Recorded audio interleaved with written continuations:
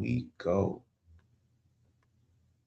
We are live now, and I want to begin by giving all praise, honor, and glory to the Most High God, the God of Abraham, Isaac, and Jacob. Welcome to the Sanctuary of Saints, where our mission is to grow, develop, and mature the children of God while building a self sustainable community.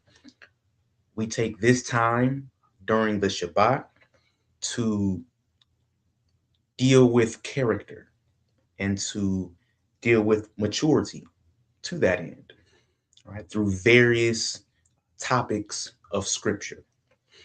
And today is the second part of our series. It will be the last part, I decided today. The Way of Chastening, part two. Part one, we did, of course, last week. I'm going to give us a quick recap. So those that might not have saw the first or listened to the first part, you have a foundation of where we're going here in today's class. So just a quick recap. Wickedness has exceedingly polluted the entire earth, and we're living in the time of that judgment. Okay. Wickedness has taken the upper hand, the text says, in the earth. And for that purpose, the Lord is beginning to judge it, okay, in his righteousness. At that same time, he's also in the process of gathering the children of Israel and then bringing them back to their own land. So this is actually the start, if you will, us awakening and keeping the laws and acknowledging these things. This is the beginning of the Exodus, if you will. Okay. Of course, everything I'm saying, we read book, chapter, and verse last week.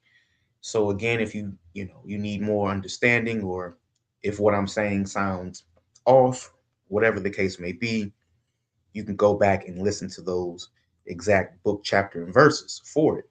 This is simply a recap.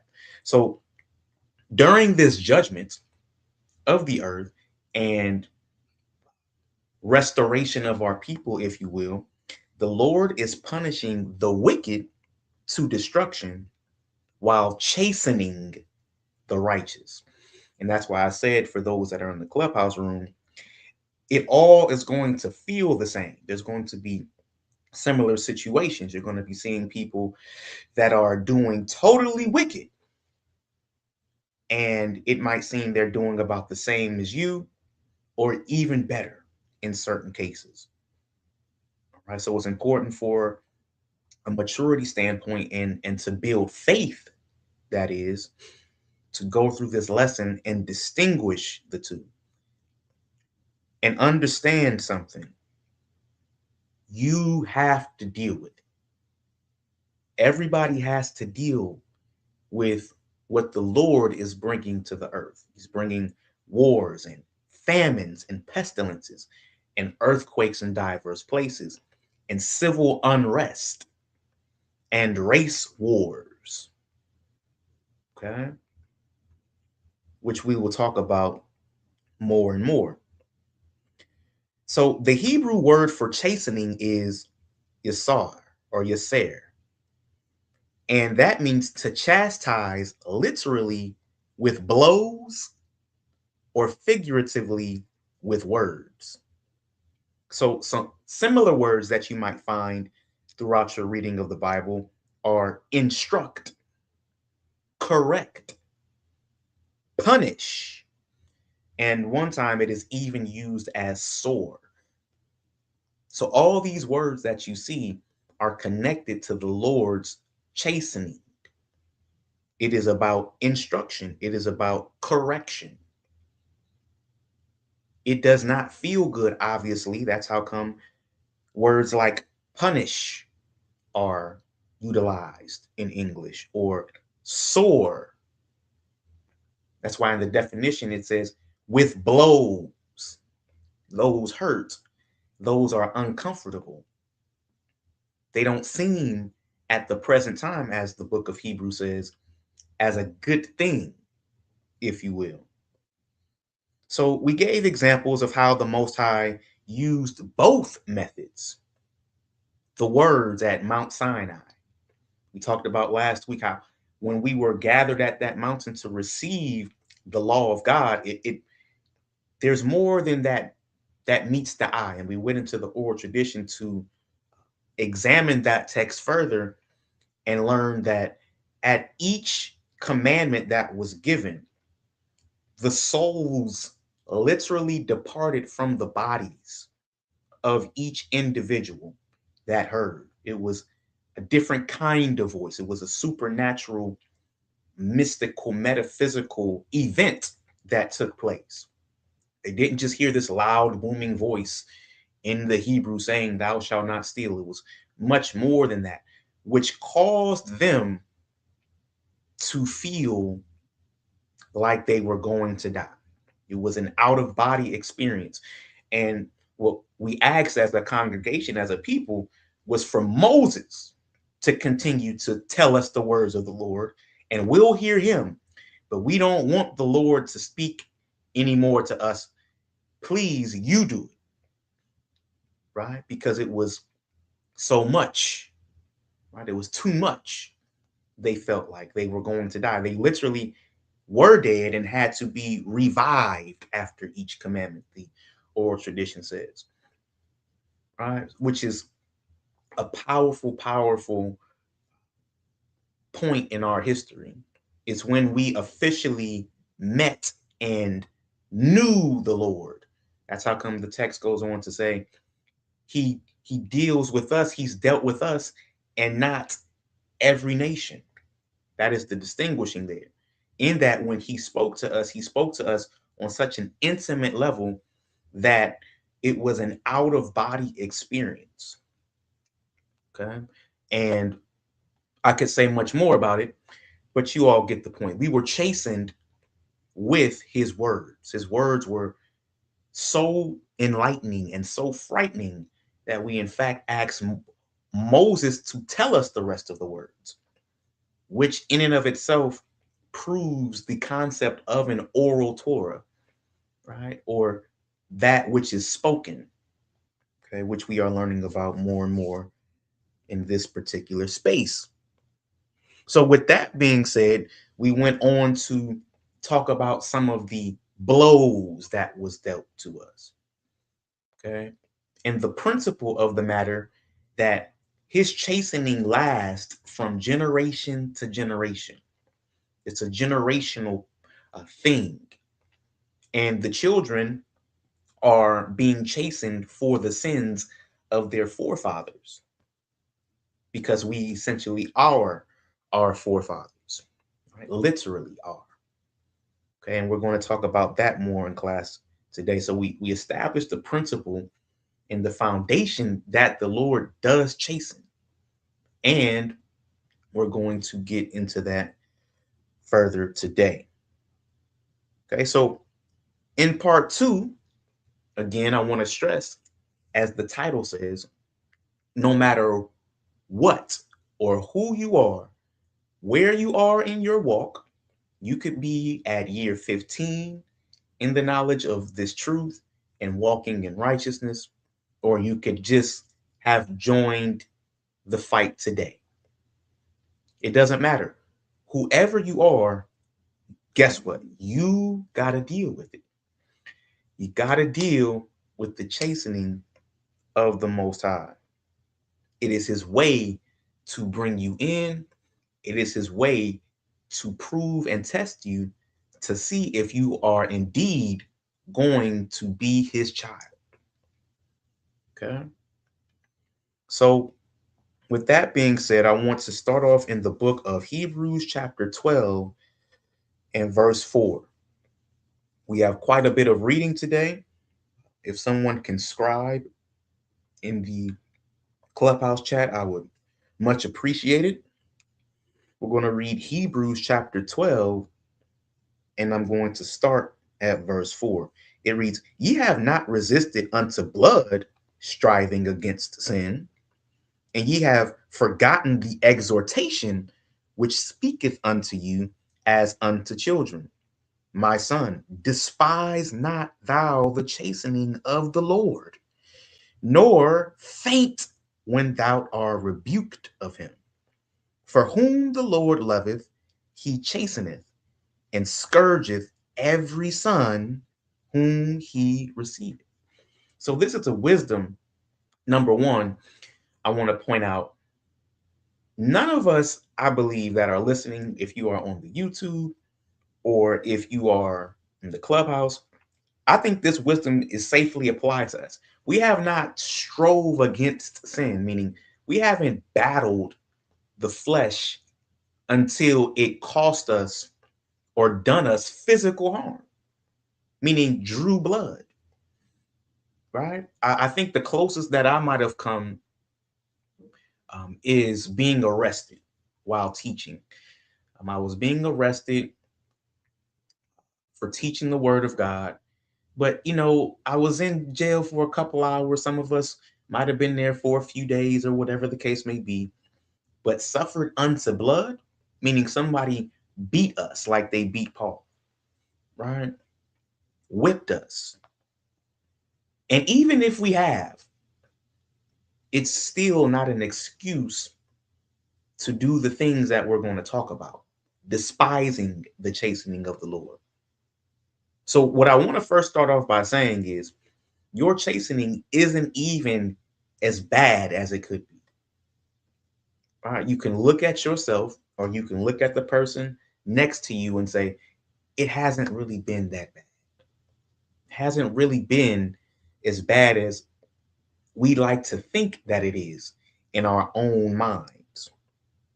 Number two, we forget the exhortation. The exhortation that he's talking about is in Deuteronomy chapter 8, which we're going to go to next. It says, you forgot the exhortation which speaketh unto you as unto children. My son, despise not thou the chastening of the Lord. And we're going to get into what it looks like to despise it, because a lot of Israel's issue is we do despise the chastening of the Lord. Now, I know a lot of you all will hear that and say, well, no, not me, man. I get it. I'm good with it. I was just trying to figure out what's going on. We'll see. We'll see. Well, we're all going to get an opportunity to examine ourselves today. For whom the Lord loveth, he chasteneth and scourgeth every son whom he received. What does that mean? It means you cannot be received of the Lord. You cannot inherit the things that he has in store for us or for you as an individual unless you deal with the chastening. And nobody likes the idea of punishment. We all like the idea of promise. We all like the idea of reward, rulership, an easy and better life, peace, right? But we don't like discipline. We don't like chastening, as it were. With that being said, we're going to go back and start with the exhortation, and then we're going to get into the actual dealing with the chastening, right? Which by and large, we don't do so well. This is the book of Deuteronomy, chapter 8 and verse 2. Deuteronomy chapter 8, starting at verse 2. And it reads, and thou shalt remember all the way which the Lord thy God led thee these 40 years in the wilderness, to humble thee and to prove thee, to know what was in thine heart, whether thou wouldest keep his commandments or no. And he humbled thee and suffered thee to hunger and fed thee with manna, which thou knewest not, neither did thy fathers know, that he might make thee know that man doth not live by bread only, but by every word that proceedeth out of the mouth of the Lord doth man live. Thou shalt also consider in thine heart that as a man chasteneth his son, so the Lord thy God chasteneth thee. So this is the exhortation that the writer of Hebrews was referring to. He took us through the wilderness. He fed us. He suffered us to hunger. He gave us water. He suffered us to thirst so that we can understand something. So the hunger, the thirst, the wanting, the lack, that is the chastening, if you will, so that he can teach us something, so that he can show us something, but also so that he can find out and separate who are going to be his and who are not. Though we have the seed of Abraham, see, this is what Christ is talking about, right? And of course, I'm speaking primarily to the children of Israel, those being Blacks, Hispanics, Native Indians on this side of the earth, right? And scattered throughout the globe, of course. But that's who I'm speaking to. So we have the flesh, right? Qualification, which is a thing, right? Of importance and great magnitude.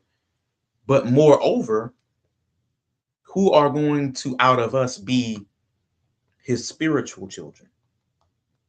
And those are the ones that will inherit the promise.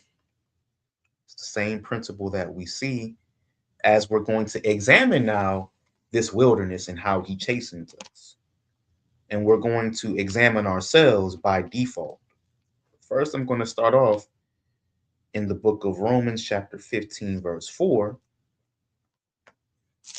so that we can understand why we're doing this thing here today. It reads, "For whatsoever things were written aforetime were written for our learning, that we, through patience and comfort of the scriptures, might have hope."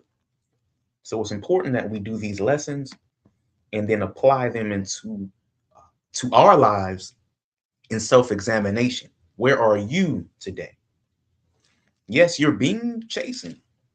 Yes, you're being scourged. But how are you dealing with it? How are you dealing with it? So let's go back down memory lane for most of us into the wilderness. Back into the wilderness. I'm going to start at Exodus chapter 16 and verse 1. Exodus chapter 16 and verse 1. "And they took their journey from Elim, and all the congregation of the children of Israel came into the wilderness of Sin, which is between Elim and Sinai, on the 15th day of the second month after their departing out of the land of Egypt. And the whole congregation of the children of Israel murmured against Moses and Aaron in the wilderness. And the children of Israel said unto them, Would to God we had died by the hand of the Lord in the land of Egypt, when we sat by the flesh pots, and when we did eat bread to the full. For ye have brought us forth into this wilderness to kill this whole assembly with hunger. Then said the Lord unto Moses, Behold, I will rain bread from heaven for you, and the people shall go out and gather a certain rate every day, that I may prove them whether they will walk in my law or no. And it shall come to pass that on the sixth day they shall prepare that which they bring in, and it shall be twice as much as they gather daily. And Moses and Aaron said unto all the children of Israel at even, Then ye shall know that the Lord hath brought you out of the land of Egypt. And in the morning ye shall see the glory of the Lord, for that he heareth your murmurings against the Lord. And what are we that ye murmur against us? And Moses said, This shall be when the Lord shall give you in the evening flesh to eat, and in the morning bread to the full, for that the Lord heareth your murmurings, which ye murmur against him. And what are we? Your murmurings are not against us, but against the Lord. I want to stop right there. Murmuring, murmuring. The definition of murmuring is to grumble and complain in discontent. It is to grumble and complain in discontent. We as a people always find ourselves doing that.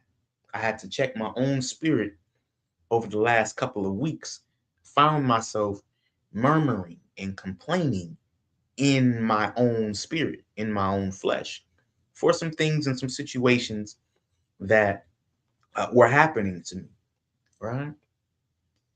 So, for example, you always thinking or saying on a low level, because murmuring isn't uh, necessarily open rebellion. We'll get to that. But murmuring is just kind of within your own self or within your own spirit, not too loud. I'm tired of just getting by. How long am I going to have to deal with just making ends meet? How long until the Lord brings me my wife? How long, right? What is the purpose of all of this? This doesn't make any sense.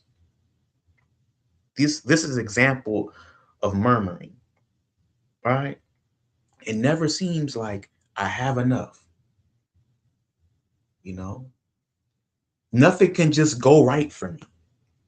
These are examples of murmuring that we as a people do on a common daily basis.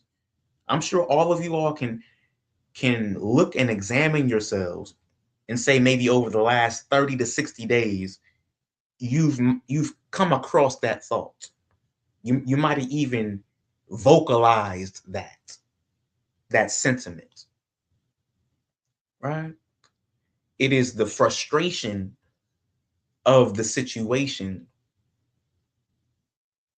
of lack, right? Because it's about discontent. The Lord puts you in a position to not be content on purpose to see how you respond.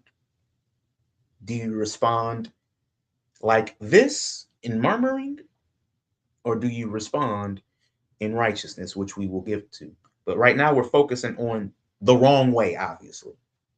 Okay. This is the wrong way to respond to the chastening of the Lord. Yes, He's causing them to be hungry, He's causing them to be thirsty, He's allowing it to evoke a response. Will it be a righteous response or will it be a wicked response? So this is our first instance that I want to cause us to pay attention to. I'm going to read verse 9. And Moses spake unto Aaron, say unto all the congregation of the children of Israel, come near before the Lord, for he hath heard your murmurings. The Lord hears you. Make sure you understand when you're thinking that in your head, when you're kind of whispering your discontent at your situation out loud or speaking about it to other people. Like, oh Lord, pray for me because I can't catch a break out here in these streets. Right? And we all have that within us. It's called self-pity. When you begin to pity your own self, know that the Lord hears it and it doesn't make it any better.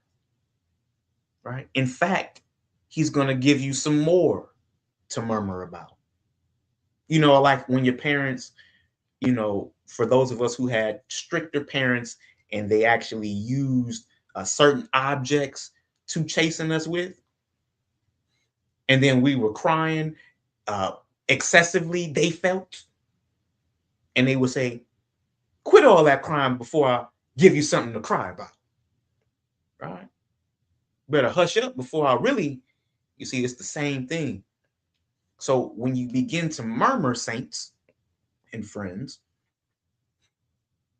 you get more, right? You evoke the Lord's anger.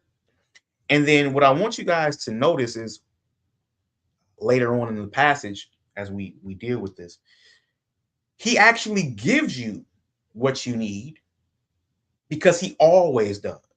He actually gave them food to drink. He gave them water, all right, after they murmured and they complained, right? But he did so in a way to add more chastening to it, to add more on top of it, right? So he will give you what you need, but with him giving you what you need comes more chastening because you didn't learn the lesson. So he's gonna a lot of times he will, okay, I got you. I'll take care of you. Cool. Now you're gonna deal with this, right?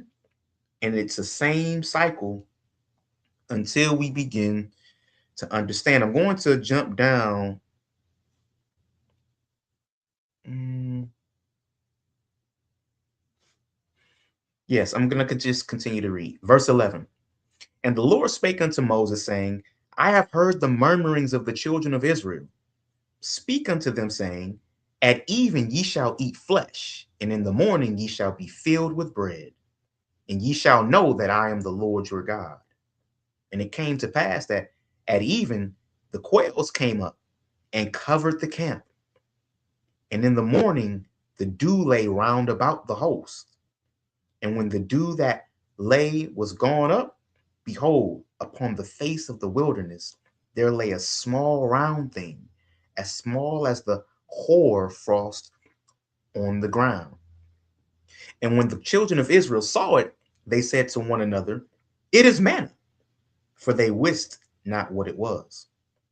And Moses said unto them, this is the bread which the Lord hath given you to eat. This is the thing which the Lord hath commanded. Gather of it every man according to his eating, an omer for every man, according to the number of your persons. Take ye every man for them which are in his tents. And the children of Israel did so, and gathered some more, some less. And when they did meet it with an omer, he that gathered much had nothing over, and he that gathered little had no lack. I need to stop right there so you can understand the miracle that I just read. Right? Sometimes when we read these texts, we're not able to visualize it, but there was a miracle that happened here. The Lord says, okay, you're hungry, you want flesh, I'm going to provide it for you. I hear you complaining, and that is me again proving myself. So when we talk about the Lord being faithful, this is an example of his faithfulness. You're murmuring against me, you're doing wrong by me, but I'm going to do right by you so you can know that I'm faithful. I'm a faithful father and parent, but I'm still going to correct you, right? I'm showing you I'm keeping my end of the agreement, but now you have to keep your end of the agreement, which is to be obedient. So now he sends this manna and then he gives with it instruction. See, this is the chastening. He didn't just give them food and you can just eat however you want to eat. Everybody just come in and gather in and be gluttons, right? No, this is how much I'm going to give you food. So you're not going to be hungry, but you're not about to like feast and pig out on, you know, all of this different food. It's not a buffet, but I'm giving you something though, right? So we were hungry, and then this is what is this? We got this manna, but he says, hey, you get an ephah. That's a certain rate. I'm not going to get into how much it is, but the text said some gathered more or less, right? Meaning they didn't follow the instructions. That's how we despise the chastening of the Lord as well. Not following instructions, right? And specifically, as it pertains to an earthly or human level, all right, not following the instructions of your leaders. That's what it's talking about. And earlier in the text, it says, you're not murmuring against us. You're not murmuring against your shepherd, your teacher, your elder. You're murmuring against the Lord. If you have a good one, right, and they are instructing you in righteousness and you trust them, when you murmur against them and their decisions, you're murmuring against the Lord. You're complaining against him. So then the Lord says, okay, I'm going to give you a little something. He didn't give us the whole buffet, right? But he gave us something specific so that we weren't hungry. And then he gave us instructions tied to that, which of course we did not follow. Some people gathered less, but the miracle was those that gathered less actually got the exact amount that they needed. So like they ate less, but there was still enough to be an omer. Those that got more than the omer, when they thought that they would have more, it became less. So the Lord, per each individual in the children of Israel, either added to or reduced the food or the manna, the bread which he gave them in their own tents. So you have to imagine that happening. Like you imagine you got this big bowl of bread, right? It was measured at an ephah, but you got more because I'm a little more hungry than an ephah, right? I'm a big man. I need more food, right? You're thinking you're going to eat more than that ephah, and it just disappears. That's what I just read in the text. Or I don't need that much. I could just take half of one, and then you thinking you're only getting half, but you're eating, but you keep noticing the amount of food isn't diminishing from your bowl or from your pan. It just continues to increase as you're eating. And we see this happen several more times in scripture as well. The Lord is able to give and take away as he sees fit on a physical level. Right? We see this multiple times with the prophets, and of course, Christ breaking the bread and feeding with the loaves and the fish. That's what I just read here. Everything that we saw Christ do was done for us, right, in times past on a miracle speaking from a miracle standpoint. So I'm going to read verse 20. Notwithstanding, they hearkened not unto Moses, but some of them left of it until the morning, and it bred worms and stank, because he said, hey, eat this all today. I'm going to give you your food. You're going to eat it all. Don't try to save it and store it up. But of course, we don't follow instructions. Right? That's another form of despising the chastening of the Lord. That's how you despise it. You murmur, you don't follow instructions. We have a nasty habit of doing that as a people. And they gathered it every morning, every man according to his eating. And when the sun waxed hot, it melted. Right? So I wanted to start with that passage of scripture for some self reflection, of course. Do we align with the multitude in this text? And I think the honest answer, if we all look inside ourselves, is yes. We do have times where we have these thoughts of complaints, right, and bitterness at our situations because we don't feel like we need to be going through these situations. We're hungry, we're thirsty, bills aren't being paid.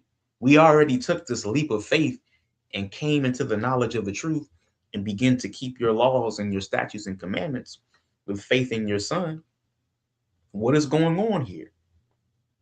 All right. Now let me jump to Exodus chapter 17. Another element of despising the chastening of the Lord. So they dealt with that in a terrible way, yet the Lord remained faithful. Yet the Lord preserved, even through the complaining. But as I said before, when you complain, right? Okay, it just means you have to continue in the chastening until you get it. You just get more of it until you learn your lesson. So I'm going to read Exodus chapter 17 and verse 1.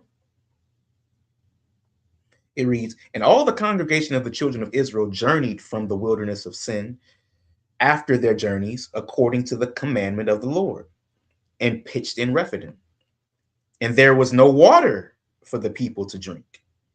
Wherefore the people did chide with Moses and said, Give us water that we may drink. And Moses said unto them, Why chide ye with me? Wherefore do ye tempt the Lord? And the people thirsted there for water. And the people murmured against Moses and said, Wherefore is that thou hast brought us up out of Egypt to kill us and our children and our cattle with thirst? And Moses cried unto the Lord, saying, What shall I do unto this people? They be almost ready to stone me. And the Lord said unto Moses, Go on before the people, and take with thee of the elders of Israel in thy rod wherewith thou smotest the river, and take in thine hand and go. Behold, I will stand before thee there upon the rock in Horeb, and thou shalt smite the rock, and there shall come water out of it, and the people may drink. And Moses did so in the sight of the elders of Israel. And he called the name of the place Massah and Meribah, because of the chiding of the children of Israel, and because they tempted the Lord, saying, Is the Lord among us or not? Chiding is tempting. So an example of how we do that today: why hasn't this happened for me yet? Why hasn't my life changed for the better? Right? Is the Lord really with me? Am I doing this all for nothing? You begin to question whether the Lord is actually dealing with you or not in your head. You're second guessing yourself, which is tempting or testing the Lord, because now you're putting him in a position to be faithful again, to show that, yes, I am with you. Yes, I do love you. Yes, I'm going to make sure you live and not die. That's the word chiding, right? Tempting, testing him. Prove to us you're here. Just like the Pharisees told Christ, we will have a sign, show us something. Right? The Lord does not like to be tested. Just like your parents would tell you not to test them, right? When you did so with your words. Well, you said this, and then you said you was going to do that. And that still didn't happen for me, Lord. Do you chide with the Lord? Hmm? Well, Lord, you said X, Y, and Z in your word, but look at how I'm living. Look at what I'm going through. Then you start to get back to that murmuring, putting the position in the challenging the Lord to do for you. Right? A lot of our people have a habit of doing that. And I run into our people and they say, Well, I told the Lord that if he did this for me, then I would live for him. But then he didn't do it. And you're putting the Lord on a time frame to do something for you. And that's how we despise the chastening of the Lord in that way. I'm going to jump now to Exodus chapter 32. Exodus chapter 32 in verse 1. And when the people saw that Moses delayed to come down out of the mount, the people gathered themselves together unto Aaron and said unto him, Up, make us gods, which shall go before us. And as for this Moses, the man that brought us up out of the land of Egypt, we wot not what is become of him. And Aaron said unto them, break off the golden earrings which are in the ears of your wives, of your sons, and of your daughters, and bring them unto me. And all the people break off the golden earrings which were in their ears, and brought them unto Aaron. And he received them at their hand, and fashioned it with graven tool, after he had made it a molten calf. And they said, these be thy gods, O Israel, which brought thee up out of the land of Egypt. And when Aaron saw it, he built an altar before it. And Aaron made proclamation and said, tomorrow is a feast to the Lord. And they rose up early on the morrow and offered burnt offerings and brought peace offerings. And the people sat down to eat and to drink and rose to play. I want to talk about idolatry here for a second. Idolatry is a very obscure term today. We don't truly understand it. We don't really understand what is idolatry. I'm probably going to have to do a class or a series on it. I did say I was going to do so, I think. Right. So that might be next class or the class after. But here it's important to know that idolatry stems from not feeling the Lord is with you, or not being certain of his presence. So I want you guys to notice something in verse 5. It says, and when Aaron saw it, this is after he built it, right? And when Aaron saw it, he built an altar before it. And Aaron made proclamation and said, tomorrow is a feast to the Lord. So the idolatry isn't rooted in, we don't love you anymore, Lord. We're not dealing with you. We're going to go and serve other gods because we don't believe in you. That's not the root of idolatry. That's not how it goes. They made symbols, what they felt was symbols and representation of what Moses was supposed to be. And they began to give burnt offerings to that. They still felt in their heart it was unto the Lord, or it was for the purpose of serving the Lord or drawing near to him. That's how come the text, the first verse, it says, and when the people saw that Moses delayed to come down out of the mount, the people gathered themselves together unto Aaron and said unto him, up, make us gods. Why? Because Moses is a God. So how come the text says he's made Moses a God unto Pharaoh.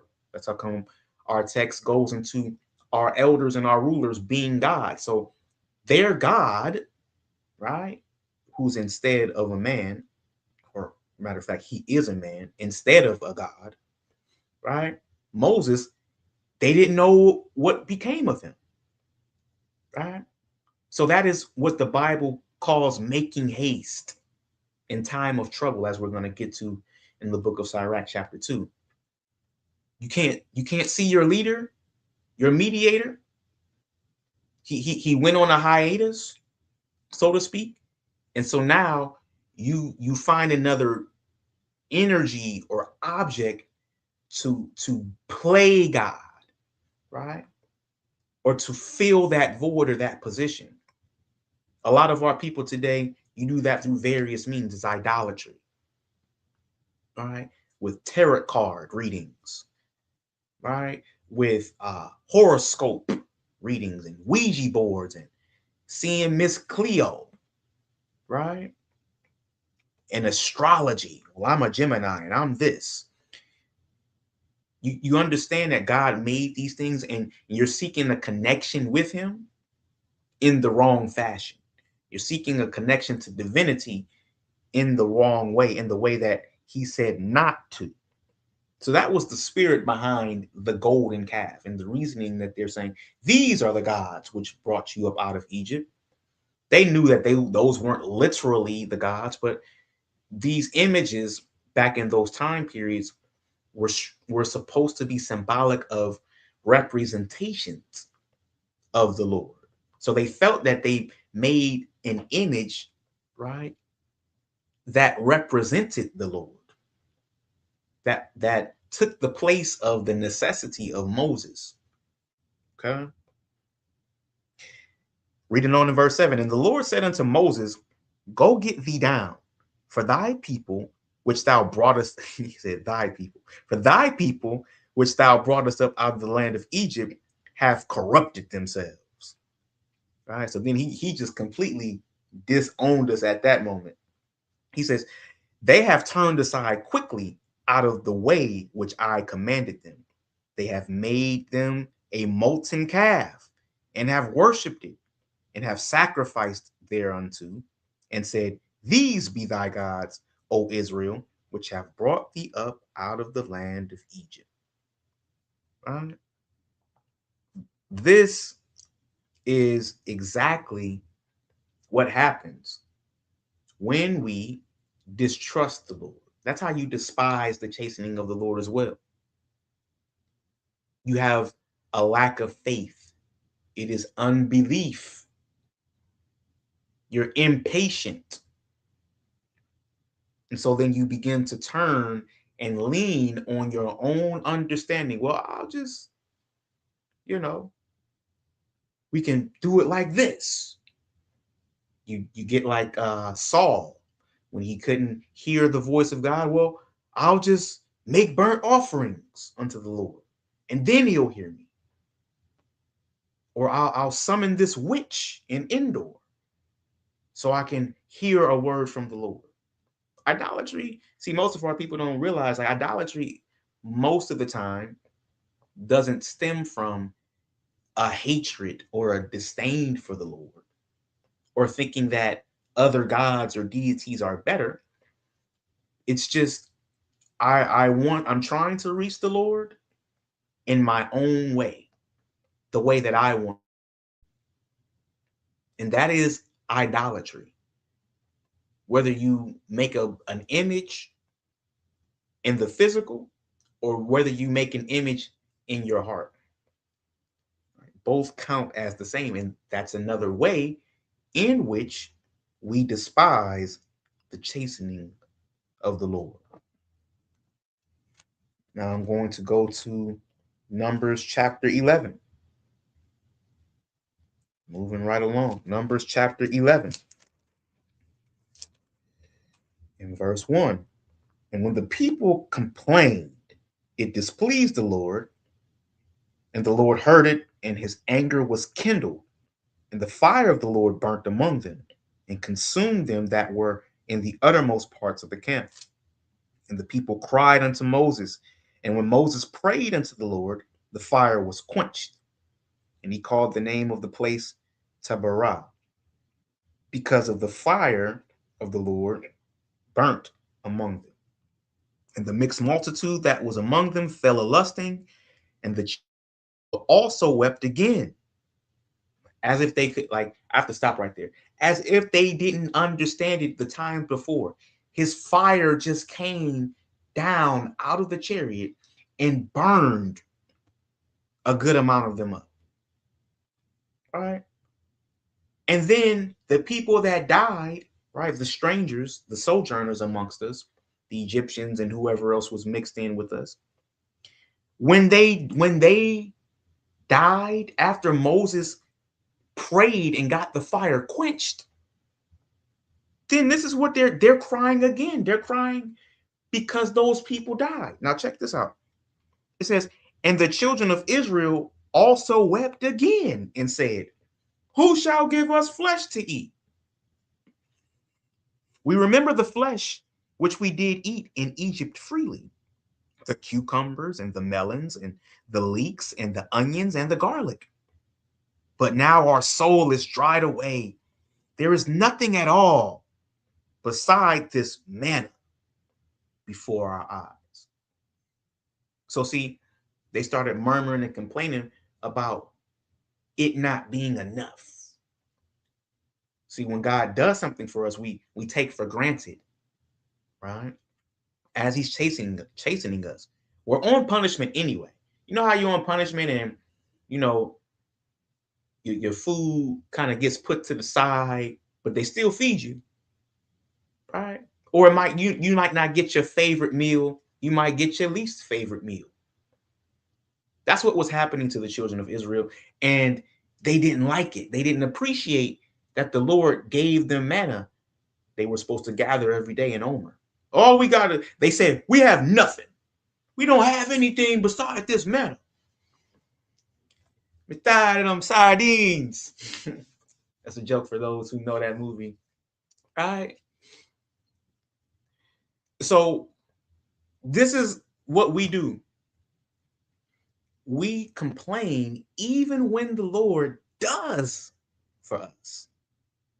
Even when he does give us what we ask for, it's never enough.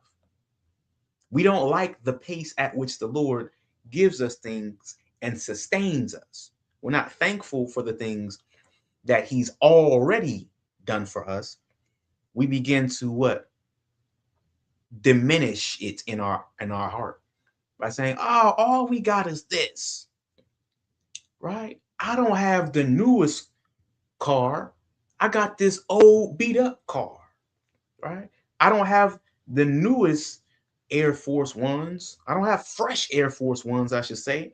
Mine got creases in them.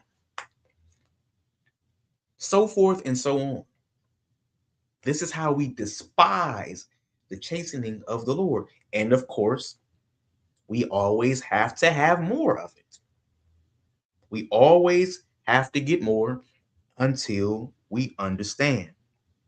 So they said, there's nothing at all besides this manna before our eyes. And the manna was as coriander seed, and the color thereof as the color of bedlam. And the people went out, and the people went about and gathered it and ground it in mills or beat it into mortar and baked it in pans and made cakes of it. And the taste of it was as the taste of fresh oil. So it was good. So they said, we got this. We just got this manna. And then they made all types of stuff with it, right? Murmuring and complaining as the Lord is doing something for you. I'm going to jump down to verse 10. Actually, that is where I'll stop there. I'm going to jump to verse 18. Verse 18. It says, "And say thou unto the people, sanctify yourselves against tomorrow, and ye shall eat flesh." Because remember, they say, "Oh, we got us this manna. We don't have anything else. For ye have wept in the ears of the Lord, saying, who shall give us flesh to eat? For it was well with us in Egypt. Therefore the Lord will give you flesh, and ye shall eat it.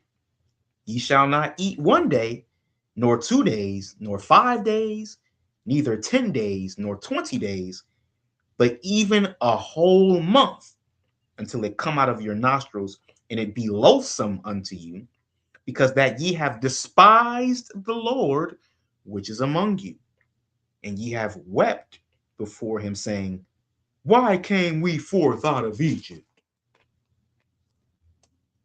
Jump into verse 31.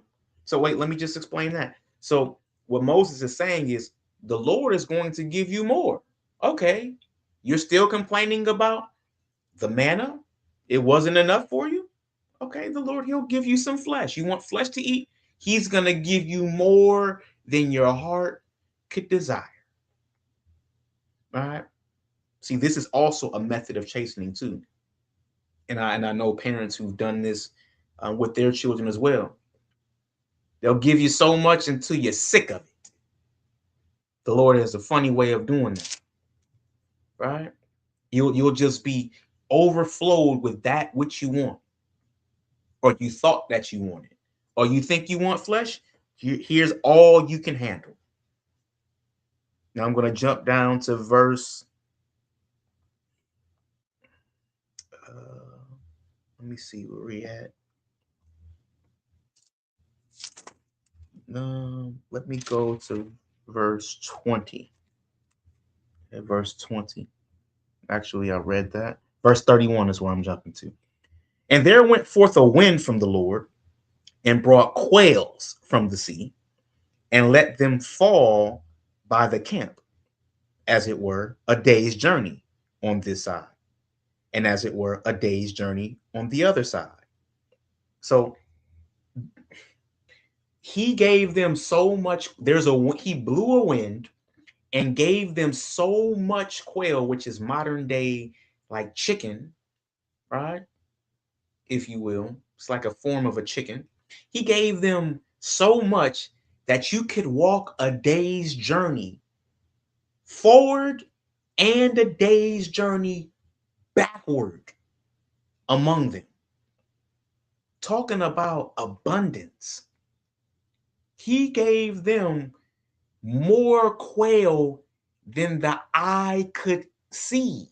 You know the saying, like, your eyes are bigger than your head, right? And then you put too much on your plate and you sitting there and you just, oh, right? Because they're lust. See, your lust can cause you to despise the chastening of the Lord. You want flesh, we want flesh. This bread ain't good enough for us, right? It's not good enough for us. So, okay, I got you. He gives you your heart desire. You can't eat enough. They couldn't have ate all that quail. They couldn't have ate all that quail if they tried. But you know, when you're in your lust, you try. And that's how the Lord fulfilled his words. He said, you're not going to just eat for a day or two. You guys can eat quail all day and all night for a month. What is to be understood is that is exactly what a lot of Israelites did. They missed flesh. Oh, flesh. We haven't had meat in so long. And they just ate it day and night and day and night. They just on the grill all day, all night. You know, on the Sabbath, they're doing it too. When they're not supposed to be. Forgot they were breaking that commandment. They didn't even care. We grilling quail. It's the Lord gave it to us. All right. They didn't stop and think, man, I had enough. I think I've had enough. I'm pretty full. Nah. He allowed them to overindulge. That's also a way of chastening too. All right. I'm going to show you something here, the Lord is saying, with your lust. Reading on. And the people stood up all that day and all that night and all the next day, and they gathered the quails. He that gathered least gathered 10 homers, and they spread them all abroad for themselves round about the camp.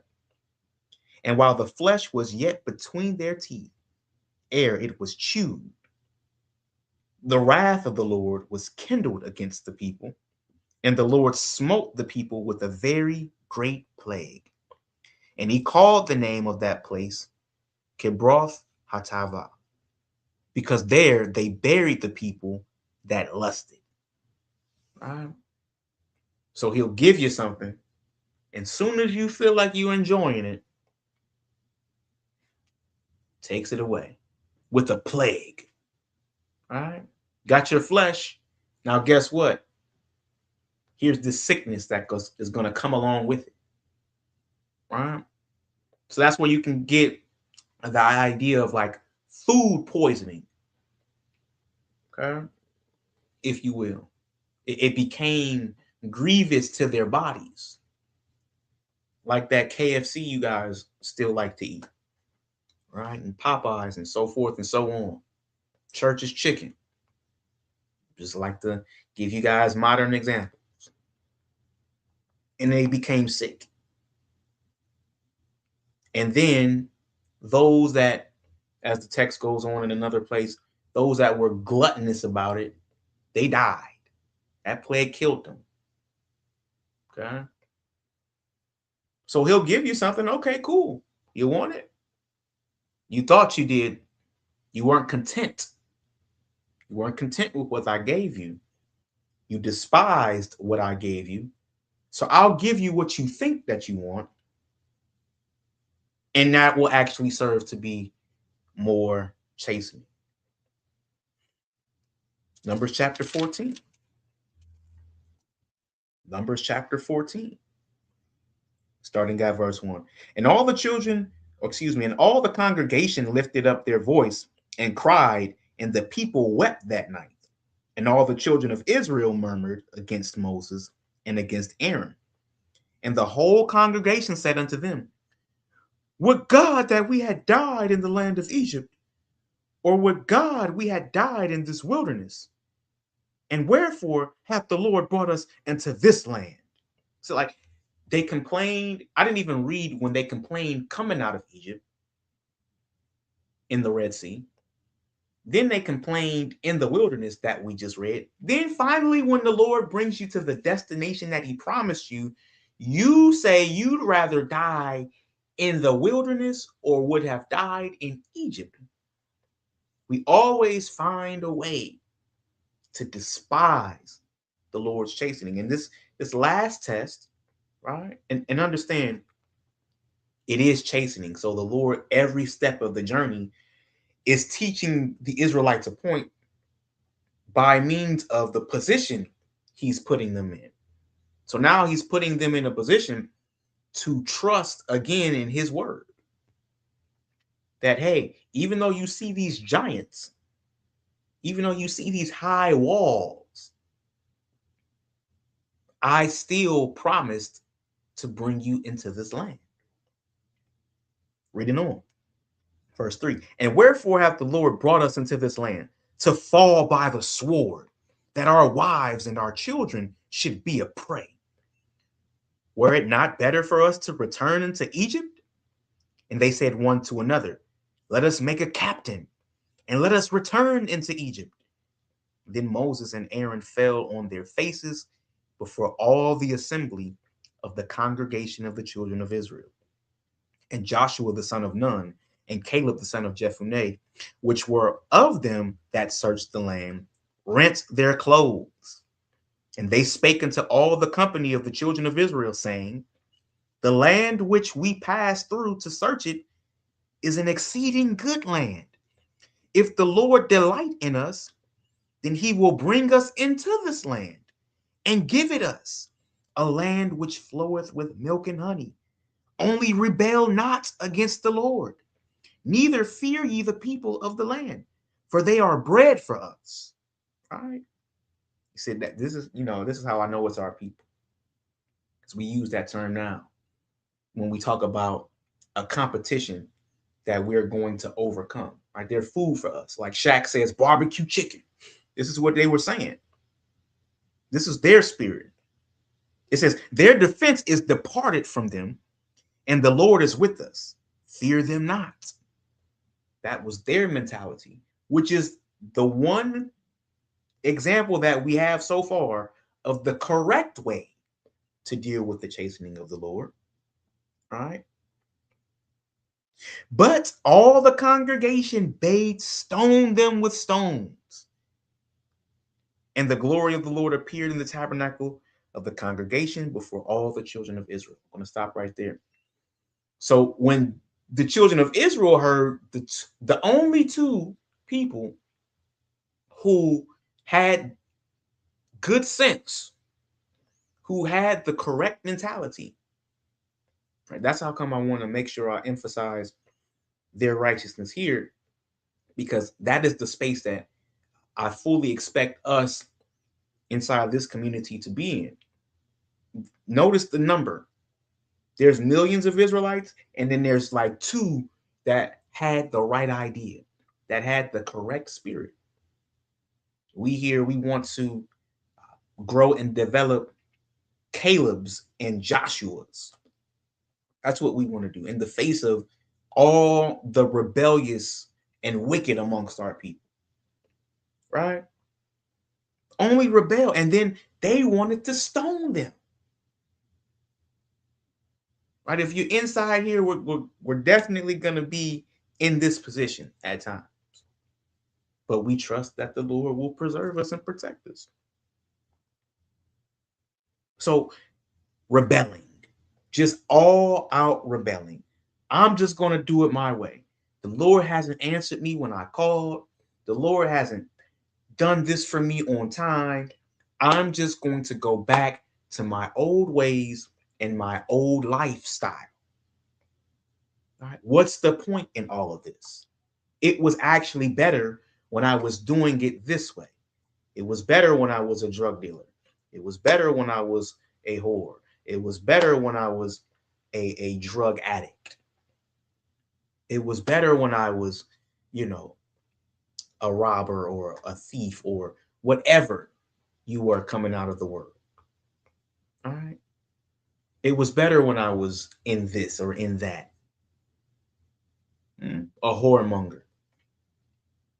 So I might as well go back to what I was doing. A lot of our people get into that position as well. And notice it's a gradual escalation. First is the murmuring, then it's the opening complaining, like verbal complaining to Moses.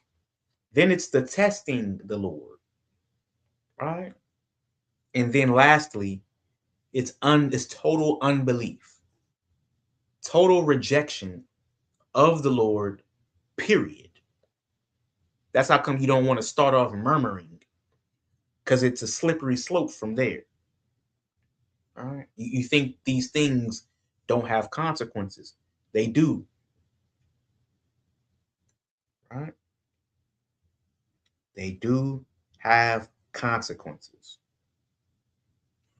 Now, with that being said, we've come to the point in class where we have thoroughly examined these ways, these methods in which we despise the chastening of the Lord. Do some reflection, take some notes, and then begin to correct yourself. Begin to change your behavior. I'm not saying after this class you're never going to murmur or complain again. I'm saying you have to catch yourself and then you have to repent of it. I'm not saying you're never going to chide with the Lord, test the Lord, whether it be on an interpersonal level or whether you're dealing with those who have rule over you, because it's all one and the same. I'm not saying you're never going to do that again, but when you do, you have to catch yourself and you have to repent very quickly. Like a wise man feareth in all things, and in the day of his sinning, he's aware of his offense. That's a proverb in the book of Sirach. So I'm saying when you listen to this lesson, and hopefully you listen to it again, and you find yourself feeling bad for yourself, right? You find yourself pitying yourself. You find yourself complaining about your situation and what it could be and what it should be. And what if I would have just did this over here? Right? And what if I could have just did it that way one time? I know it's breaking the Sabbath. I know it's sin. I know I shouldn't do it, but it could have put me in a better position. And then you try to justify it, in your own mind. Well, I'll just give this to the Lord then. Once I go off. When you find yourself in those positions, think about this lesson.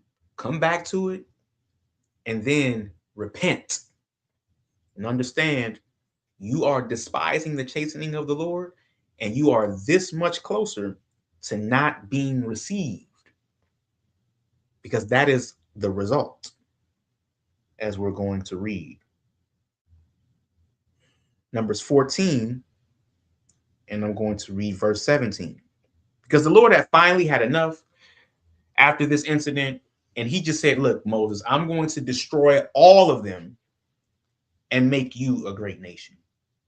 But Moses, as was his character, as befitting of his office as an intercessor, spoke on our behalf and said in verse 17, and now I beseech thee, let the power of my Lord be great, according as thou hast spoken, saying, the Lord is long suffering and of great mercy, forgiving iniquity and transgression, and by no means clearing the guilty, visiting the iniquity of the fathers upon the children unto the third and fourth generation.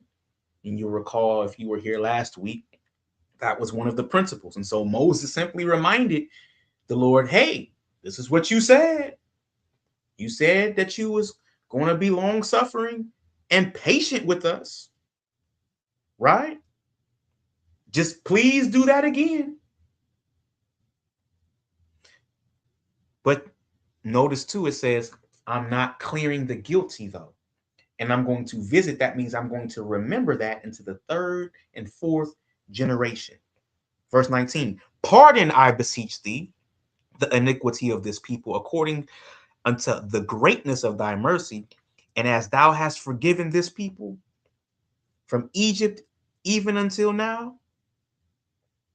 And the Lord said, I have pardoned according to thy word.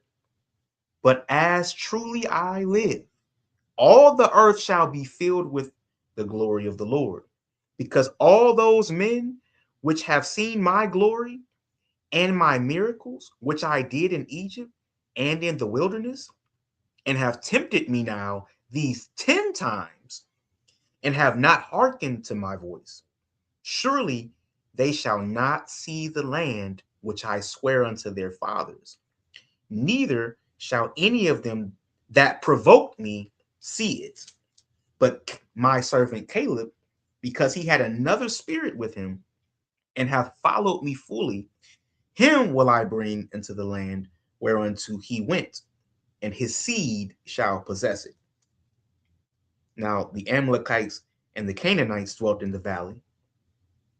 Tomorrow turn you and get you into the wilderness by the way of the Red Sea. All right. I'm going to jump down to verse 31. It reads, but your little ones, which ye said should be a prey, them will I bring in, and they shall know the land which ye have despised. So the Lord is hearkening unto Moses, but there's still consequences. There's still more chastening. You don't just get away with it. That's how come he says, I'm long suffering, I'm patient, I do forgive, but I don't forget. I'm not clearing the guilty. You've provoked me. There's consequences for you. You're not entering into the land, but I'm still faithful, because your little ones that you thought were going to be slaughtered, they'll enter into the land. So I still keep my promise. I don't destroy all of you, but there is consequences. You're destroyed. Your children get it. But now check this out. Even the children have to bear the consequences as well. They have to deal with more chastening as well. That's how come he said, visiting the iniquity of the fathers upon the children to the third and fourth generation of them that hate me. And this is what that looks like. This is what that looks like in the text. I'm going to read on. Verse 32.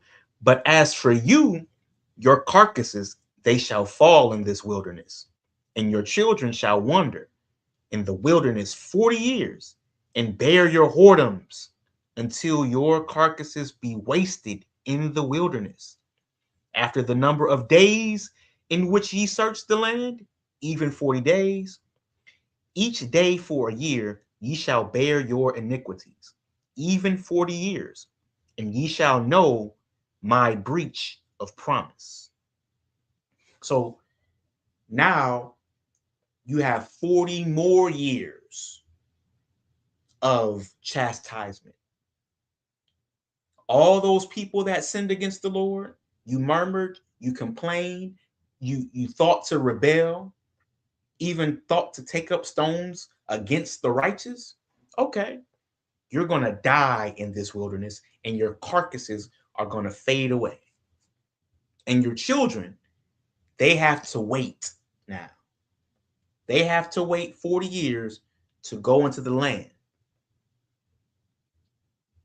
But I'm still keeping my promise, and I'm still keeping my word, but it will be fulfilled through your children. So now, even though the parents died, right, the children are still dealing with the chastening. This is the principle of the Lord. Relate that to us today. You see, you think that we've been through slavery and we've been through Jim Crow and all of this kind of stuff. We're still bearing the burdens of our parents' disobedience, right? Their way of life was displeasing to them or to the Lord. All the Christmases, all the Thanksgivings, all of the, the Valentine's days, right? All of the Sabbath breaking, right? All of the fornication, all of the drugs and alcohol. You are dealing with that one way or another as their child, indirectly or directly. So a part of what you're going through in life, being chastened, is not only for the things that you've done. See, this is where mature saints come into play, right? As the law tells us to do. You have to shift your mind to the fact that we've been off for a long time. You have to not be selfish and say, hey, this isn't just about me and what I've done. It's also about what my foremothers and forefathers have done as well. You have to take that into consideration. And you have to be okay with it. You can't be disgruntled and dismayed at it. These are reasonings not to see how the Lord dealt with this group in the wilderness.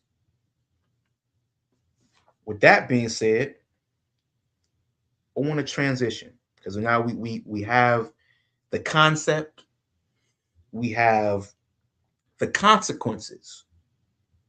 Now I want to transition class into the right way. Those are all the wrong ways to deal with the chastening of the Lord. Let's now look at the right way. Let me start at the book of Daniel, chapter 1. Daniel, chapter 1. And I'm going to start right at verse 1, just to give us some context. It reads, in the third year of the reign of Jehoiakim, king of Judah, came Nebuchadnezzar, king of Babylon, into Jerusalem and besieged it. And the Lord gave Jehoiakim, king of Judah, into his hand, with part of the vessels of the house of God, which he carried into the land of Shinar to the house of his God. And he brought the vessels into the treasure house of his God. So just to give you some context, we're being chastened again for our idolatry and our breaking of the Sabbaths and not heeding to the instructions of the prophets. So he allowed the enemy to come in and to enslave us. Bear that in mind today, Israel. As you complain about going to work for the white man and he always got his foot on your neck and he's always afflicting you, right? Learn how not to make it about them. Learn how to make it about the Lord punishing us for our iniquity. You see, you'll have a different mentality. You'll stop striking at the tool and cursing the tool that the Lord made to afflict you. Yes, they are here to afflict us. Yes, there are oppressors, by and large, right? Their leadership is, right? Not necessarily the Joe Schmoes on the street, but these are things that we have to understand because it says here the king Nebuchadnezzar. It didn't say all the Babylonians and their citizens, right? We didn't go to Babylon and curse every Babylonian there and say, you all are oppressing us. They didn't have nothing to do with that. It was the king's decision. He sent his army. They subdued you. You're under their law, just like how his citizens are under his law. Got to learn how to separate the two. I'm going to always continue to teach that because I feel like it's a great point of immaturity in our community. Right? You up here yelling at the people on the street who are not movers and shakers of nothing. Right? You're not even mad and boycotting the right people. You're not even cursing the right people. You can't because you can't reach them anyway. You can't get close enough to them. So you just take it out on other people. which does you no good. It's actually, it's wrong to do. Let's take it a step further because you're despising the chastening of the Lord. It's called murmuring indirectly. I pray you guys are understanding. I pray that it is making sense. So now I'm going to drive over to chapter 3, Daniel chapter 3, to show us how we should be dealing with the chastening of the Lord at the hands of our oppressors, at the hands of those that hate us. It reads, Nebuchadnezzar, the king, made an image of gold, whose height was 60 cubits, and the breadth thereof was 6 cubits. He set it up in the plain of Dura, in the province of Babylon. And Nebuchadnezzar, the king, sent to gather together the princes, the governors, and the captains, the judges, the treasurers, the counselors, the sheriffs, and all the rulers of the provinces, to come to the dedication of the image which Nebuchadnezzar, the king, had set up. Then the princes, the governors, the captains, the judges, the treasurers, the counselors, the sheriffs, and all the rulers of the provinces were gathered together into the dedication of the image that Nebuchadnezzar the king had set up. And they stood before the image that Nebuchadnezzar had set up.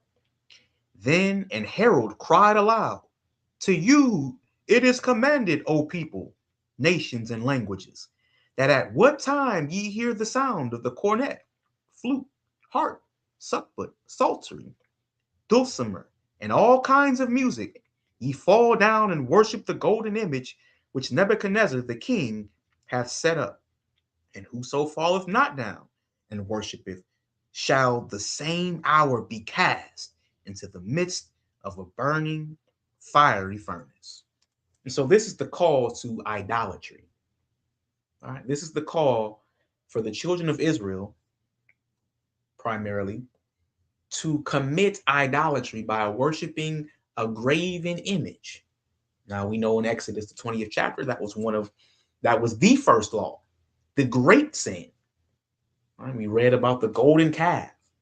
So this is something that we ought not to be doing, right? Which goes to show as well, no matter what captivity we're in, right? Any law that is literally telling you to break God's law, that is commanding you to do it, we don't do that, right? So just to give us an understanding of today, no, we don't have to celebrate Christmas. We don't have to put up, nobody's making us do that. Right? Nobody's making us bow down to an image. I did teach you guys a while ago, though, this type of worship is coming back on the earth. Right? There will be decrees made to do things like this. And the new image, right, will be artificial intelligence. In Revelation, it's called the image of the beast. Right, actually, let me go ahead and go to that right now while I'm in the spirit.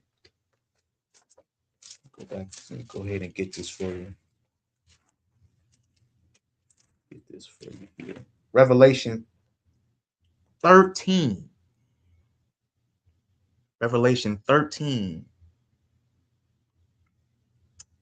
And I'm going to start at verse 15. Just get straight to the point. It says, "And he had power to give life unto the image of the beast, that the image of the beast should both speak and cause that as many as would not worship the image of the beast should be killed." That's exactly what we're reading in Daniel now. Right? The image of the beast, though, it says, go back and get it. It says it had life. It says he gave what? It says to give life unto the image of the beast, that the image of the beast should both speak. All right. So what I explained a while ago is that it's talking about artificial intelligence, and specifically that image is uh what is that word that I'm looking for today? Right? It's a hologram. That is what will have power to give life to an image and then the image speak. All right. There is going to be that setup as artificial intelligence continues to take over this society. All right. This is where it's heading. The image is going to be set up. It's going to come and appear on the screen, and you're going to have to worship that image. Okay. Same type of decree. This is why the Lord tells us to read the things that happened before so we can understand what we're going into. So, actually, as we get back into that's just a sidebar, you are going to be confronted with this prospect again in the future. This is why we're building what we're building here, self-sustainable community, so we can kind of slide past those things. I might go into that in other classes, but getting back to this lesson, verse 8, back in Daniel chapter 3, it says, wherefore at that time certain Chaldeans came near and accused the Jews. They spake and said to the king Nebuchadnezzar, O king, live forever. Thou, O king, hast made a decree that every man that shall hear the sound of the cornet, flute, harp, suckwood, psaltery, and dulcimer, and all kinds of music, shall fall down and worship the golden image. And whoso falleth not down and worship, that he should be cast into the midst of a burning fiery furnace. Now imagine the threat of that, being burned alive. You getting cooked in a furnace. That's a horrible way to die, right? You know, being burned alive. That's a very scary thing. What are you going to do in the future? All right. When they put that hologram up that appears on your TV, through your cell phone, right, on the street, what are you going to do? Because that's where we're headed. Right? We're headed to where artificial intelligence is God. Reading on. Then Nebuchadnezzar, in his, verse 12, there are certain Jews whom thou hast set over the affairs of the province of Babylon, Shadrach, Meshach, and Abednego. These men, O king, have not regarded thee. They serve not thy gods, nor worship the golden image which thou hast set up. And Nebuchadnezzar, in his rage and fury, commanded to bring Shadrach, Meshach, and Abednego. And they brought these men before the king. Nebuchadnezzar spake and said unto them, is it true, O Shadrach, Meshach, and Abednego? Do not ye serve my gods, nor worship the golden image which I have set up? Now, if ye be ready, that at what time ye hear the sound of the cornet, flute, harp, psaltery, and dulcimer, and all kinds of music, ye fall down and worship the image which I have made. Well, but if ye worship not, ye shall be cast the same hour into the midst of the burning fiery furnace. And who is that God that shall deliver you out of my hands? So now he gave him a choice. And the devil is going to give you a choice in the future as well. Okay, I put out this decree that the image is set up. We hearing that you guys are like turning off the image. We don't see any, or however they're going to, calculate it, or whatever kind of worship you got to do for it, whether it's you got to write something, or I don't know that much. All right. But, of course, we're not going to be getting down with it, or we shouldn't be getting down with it, which why we should be in our own places, in our own spaces. But those that are trapped out there and you decide to stay in the cities and things like that, you got to deal with this. And then they bring you and say, okay, we see that your logs aren't calculated correctly. You're not worshiping the image of the beast, roughly paraphrasing. So now let's see you do it. What are you going to do? Because this is the chastening of the Lord. This is his correction. Why? Because our forefathers made that golden calf back then. We bowed down to images time and time again. And this is our chance, as the book of Revelation gives us, tells us it's happening, to get it correct as we enter this age of AI. We're going to have to, go through that again and get it right this time. Like these guys got it right this time.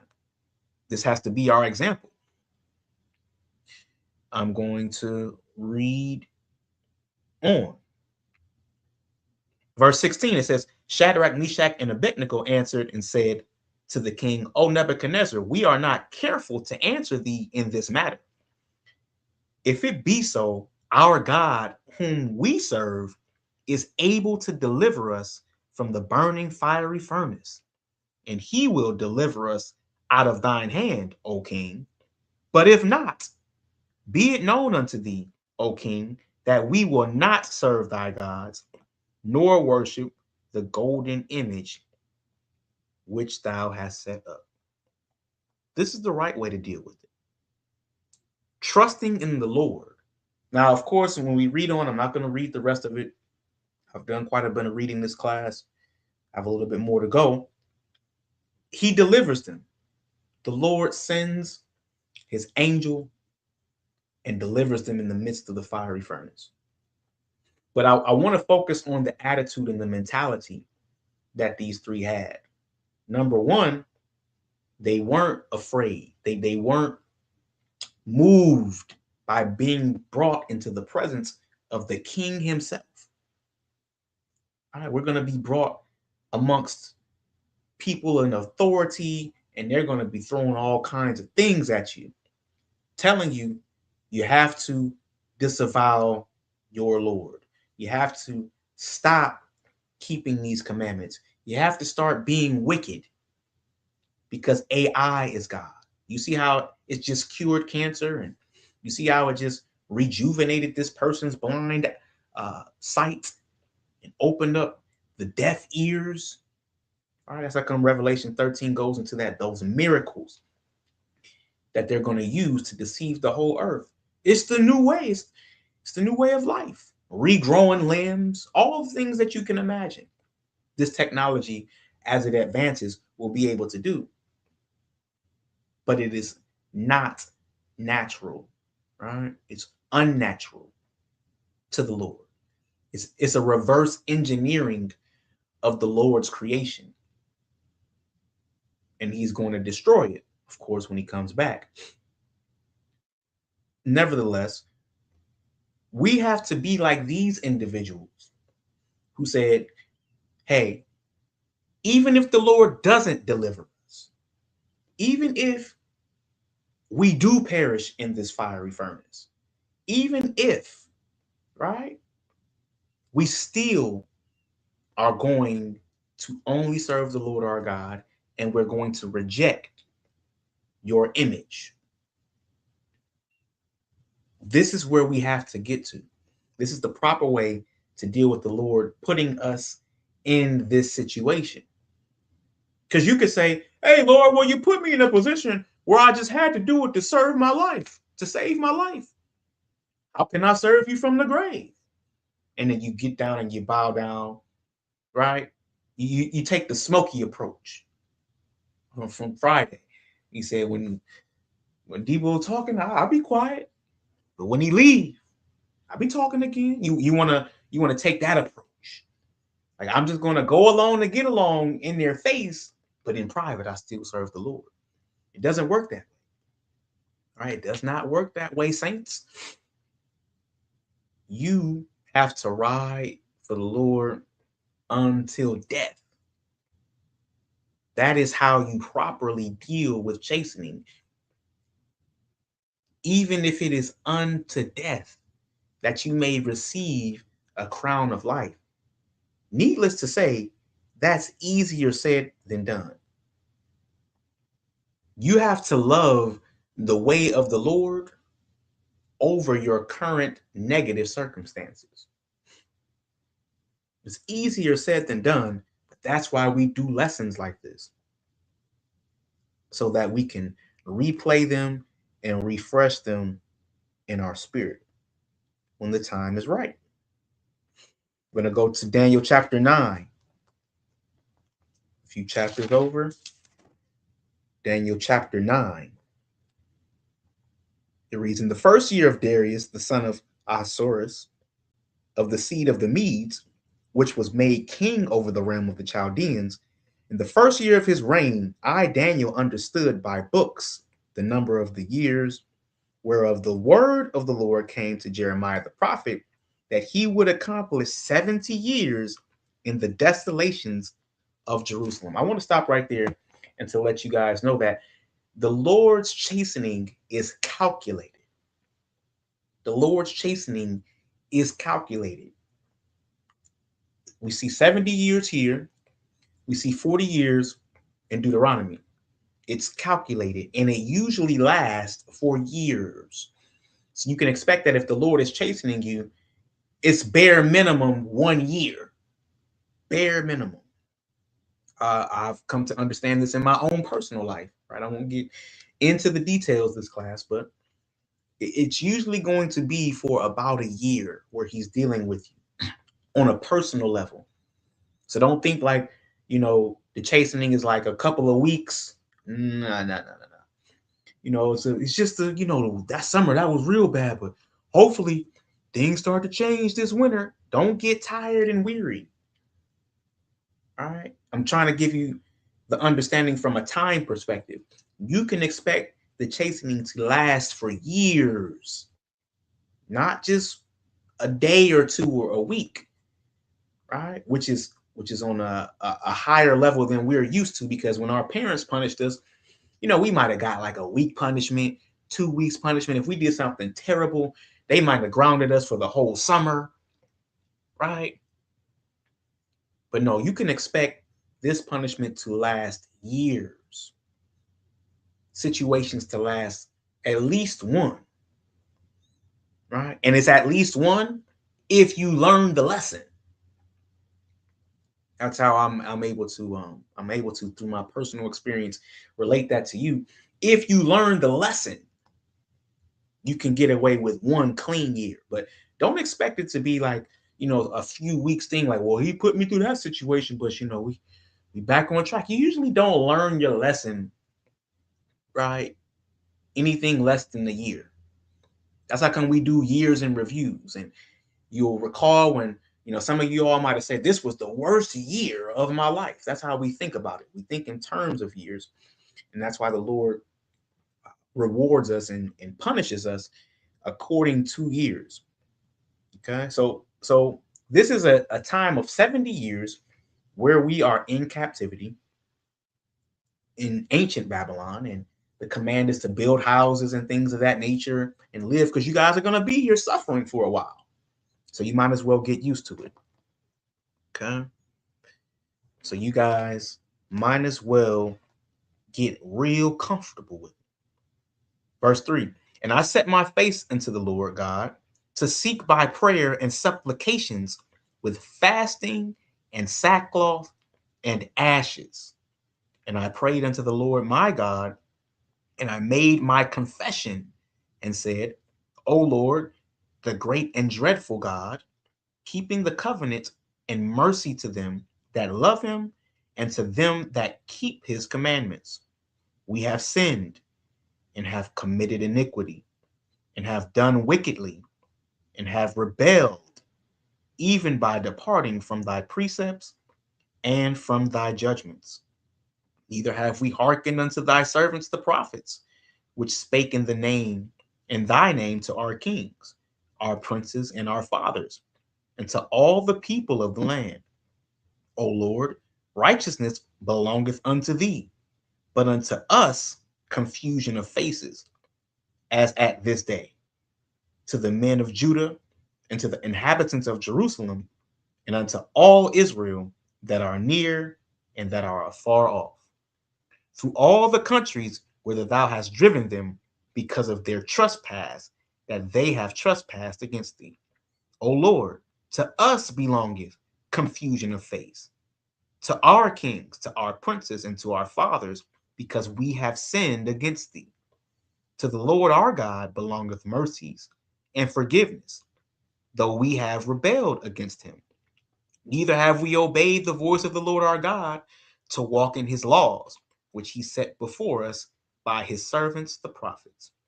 Yeah, all Israel have transgressed thy law, even by departing, that they might not obey thy voice. Therefore the curse is poured upon us, and the oath that is written in the law of Moses, the servant of God, because we have sinned against him. And he hath confirmed his words which he spake against us, and against our judges that judged us, by bringing upon us this great evil. For under the whole heaven hath not been done as hath been done upon Jerusalem.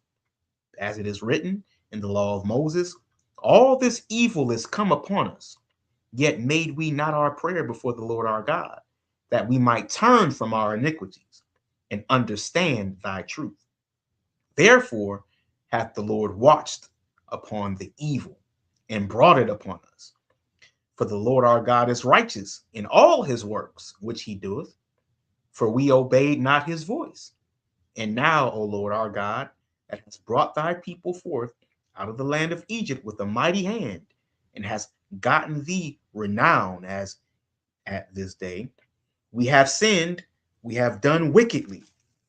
O Lord, according to all thy righteousness, I beseech thee, let thine anger and thy fury be turned away from thy city, Jerusalem, thy holy mountain, because of our sins, and for the iniquity of our fathers. Jerusalem and thy people are become a reproach to all that are about us. Now, therefore, our God, hear the prayer of thy servant and his supplications, and cause thy face to shine upon thy sanctuary that is desolate for the Lord's sake. O my God, incline thine ear and hear, open thine eyes, and behold our desolations in the city which is called by thy name. For we do not present our supplications before thee for our righteousness, but for thy great mercies. O Lord, hear. O Lord, forgive. O Lord, hearken and do. Defer not for thine own sake, O my God, for the city and thy people are called by thy name.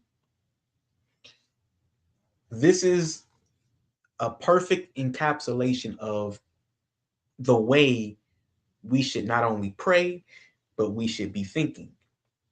This is all our fault. We broke the laws. Our forefathers broke the laws. You tried to warn us through the prophets. We didn't listen.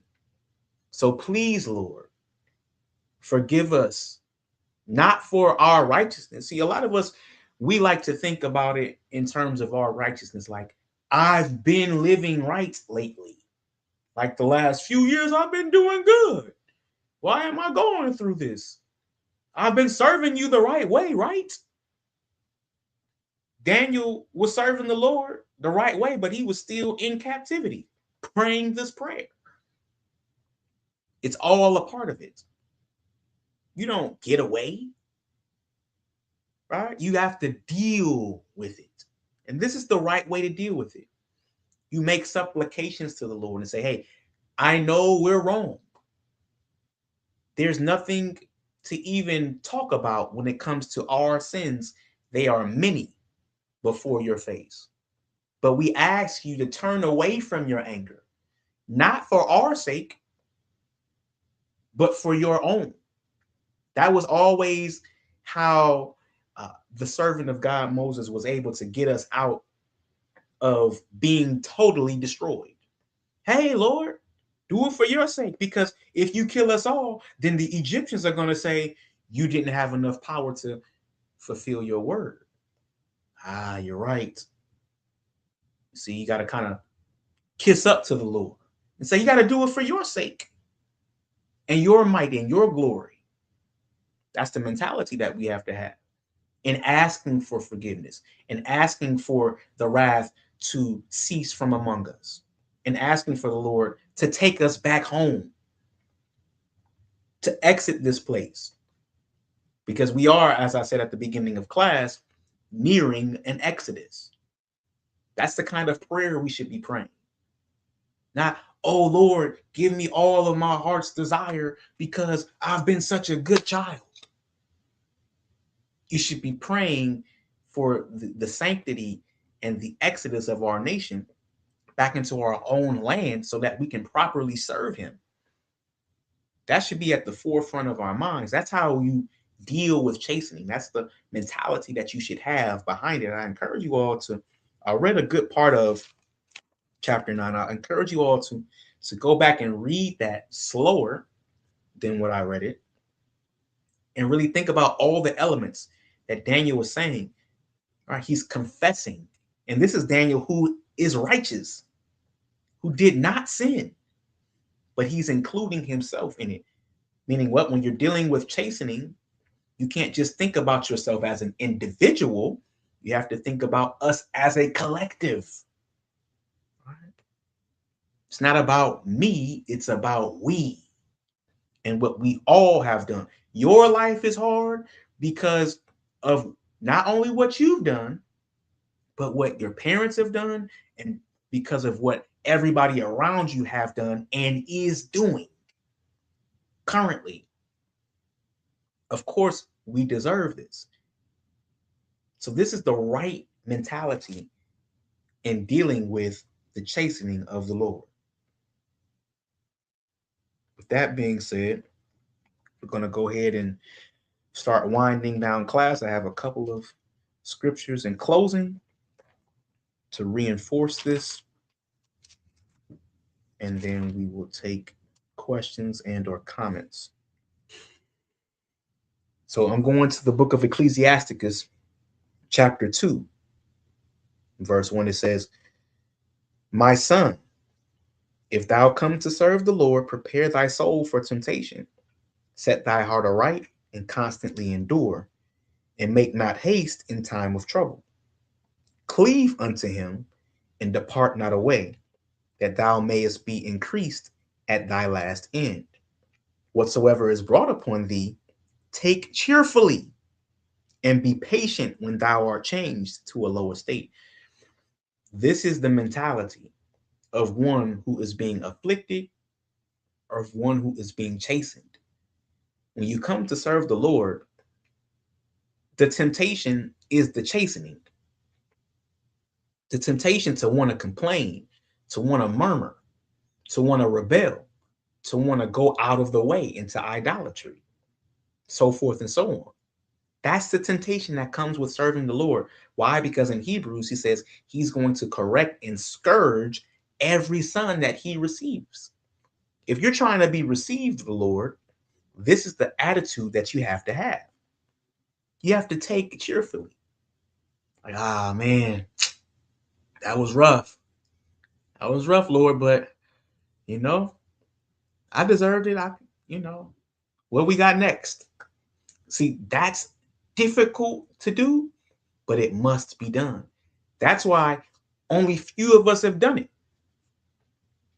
We're talking about two men at the beginning of our class, Caleb and Joshua, two out of all of the children of Israel. Now we're reading about Daniel. This is the road less traveled. Right? That's why Christ said what he said in Matthew 7 concerning that straight gate that leadeth to life, and few there be that find it. Because the mentality that you have to have is contrary to that almost of nature. It's contrary to that of your flesh. What? I have to like pain, right? That's why they say that saying in the world, no pain, no gain. You have to actually take that cheerfully. Oh man, it's a little bit difficult to, keep the Lord's feast, but all praises, we got the means and we have the will and the desire to do it. For example, right? People complain about, you know, feast days and how much they cost. And I'm just giving examples right now that's pertinent to us. Serving the Lord is a tough task sometimes. Gotta miss so much work and da da da da da da da da. You kind of murmuring and complaining about doing something for the Lord as unto the Lord, right? So we have to constantly endure. And it says, and be patient when thou art changed to a low estate, meaning you are going to be changed to a low estate. And that looks different for everybody, but we are going to be changed to a low estate, especially in this time period as we are nearing the second Exodus. It is the most difficult time, the most oppressing time that we will have experienced as a nation, period. The text says, right? AI is a different kind of oppression, right?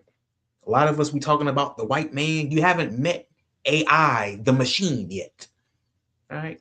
That's a step above it. Yes, he created him, right? But you haven't met the oppression of artificial intelligence that can go into your mind, that can control your vehicle, that can lock you inside your own house, has cameras everywhere for facial recognition. People are going to be slammed and locked into prisons. You listening to that song, Spin That, that's all in your spirit, and you out here hustling and bustling, and these AI cameras, these flock cameras that they got up. Man, I got to do another news class. These flock cameras that they're setting up everywhere, they're going to be catching you and throwing you into jail, catching you clean shoplifting, catching you clean scamming. Are they going to crack down on all these scammers? And look how much money we're saving now. We've cracked down on all the scammers. All right. All of you SBA loan stealers, right? You're getting ready to go to jail for a long time.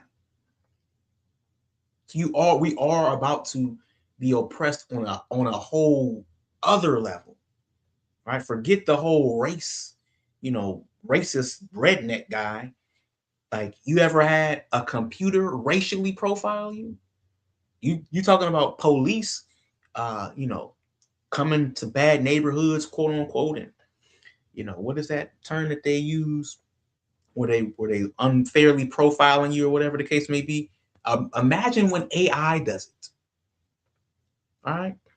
Because they're going to do it in a different way. They're going to say, "Oh, you're zoned off in this area, so you are 82% more prone to commit murder or robbery," right? Automatically put you in the camp. Automatically get them out of here, just because you get profiled the wrong way by a percentage. Like, you haven't, we don't even know and understand what we're going into, what we're being ushered into, right? As a society.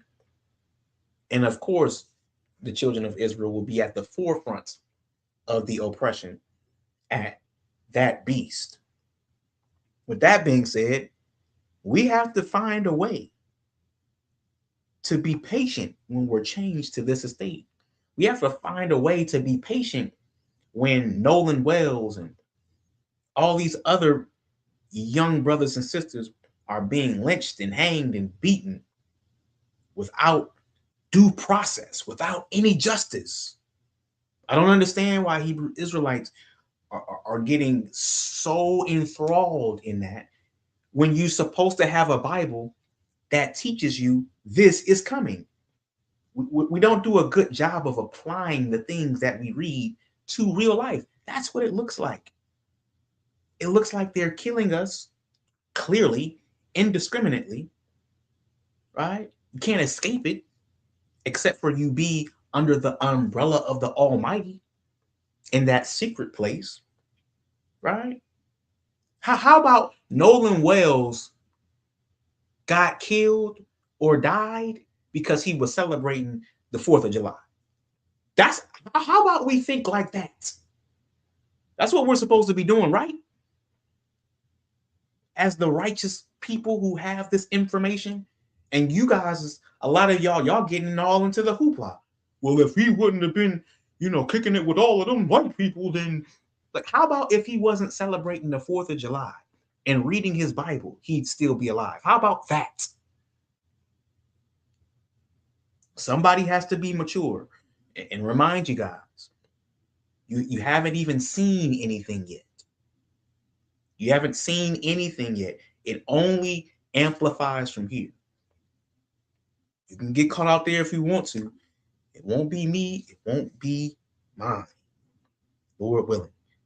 Verse 5. For gold is tried in the fire, and acceptable men in the furnace of adversity. See that? We just read about 3 guys who were literally about to get thrown, or literally did get thrown in the fire. Right? To their destruction, it was intended. But this is how it goes. We have to go through the fire. We have to be purified. This time period is going to really determine the weak from the strong in the faith. Right? Who's really, really about that life when it's time to be?